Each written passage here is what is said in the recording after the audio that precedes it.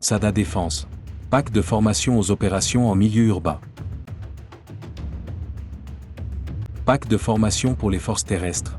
Pack de formation aux opérations terrestres. Pack de formation de tir de précision. Pack de formation de tireurs d'élite pour mission spéciale. Pack de formation à la protection rapprochée.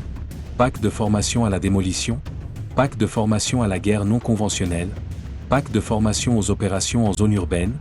Pack de formation de combat individuel avancé. Pack de formation de surveillance avancée d'artillerie et de mortier. Pack de formation à la lutte anti-char. Pack de formation d'opérations en milieu urbain. Sujet de formation.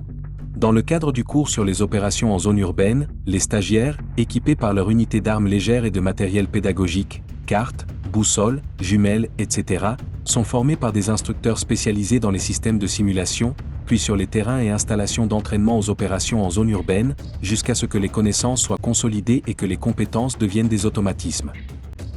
Formation au leadership, technique et tactique en zone urbaine, exploration et renseignement, lecture de cartes, réalisation de croquis, utilisation de drones, technique d'évaluation des photos et des vidéos, estimation de la distance, détection de la cible et procédure de description, discrétion et camouflage, destruction, méthode de piégeage et d'évasion des pièges, opération en zone urbaine et en bâtiment par équipe, guidage et commandement par signalisation, utilisation des moyens de communication, premier secours.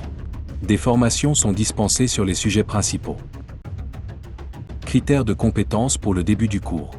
Pour assurer le suivi du cours, le niveau de formation du stagiaire au sein de l'unité à laquelle il est affecté, incluant les sujets de la formation de base au combat individuel, ainsi que ses connaissances, compétences et aptitudes, doit être évalué au moyen des exercices pratiques et des tests de tir.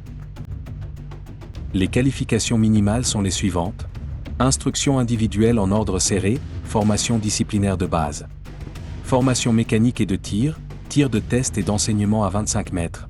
Formation de base au combat individuel, orientation et estimation des distances, utilisation du terrain, fortification, surveillance et reconnaissance, dissimulation et camouflage, signalisation, commandement et direction, etc. Réalisation de 7200 mètres en moins de 52 minutes avec un sac à dos de 20 kg. Effectuer des missions de tir avec des armes légères, 60% de réussite minimum au pistolet et au fusil d'infanterie. Les stagiaires qui réussissent le test et l'évaluation à effectuer sont admis au cours sur les opérations dans les zones résidentielles. Compétences à acquérir à la fin du cours.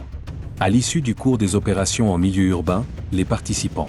Technique d'opération en zone urbaine. Identification et évaluation des cibles à partir de photos et de vidéos.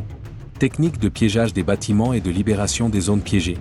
Procédure de demande de moyens de soutien aérien rapprochés, hélicoptères, drones armés, avions. Procédure de demande d'appui feu terrestre, artillerie et mortier. Les compétences sont acquises dans ces domaines.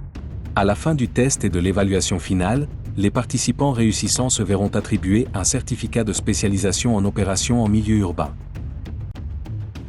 Durée de la formation.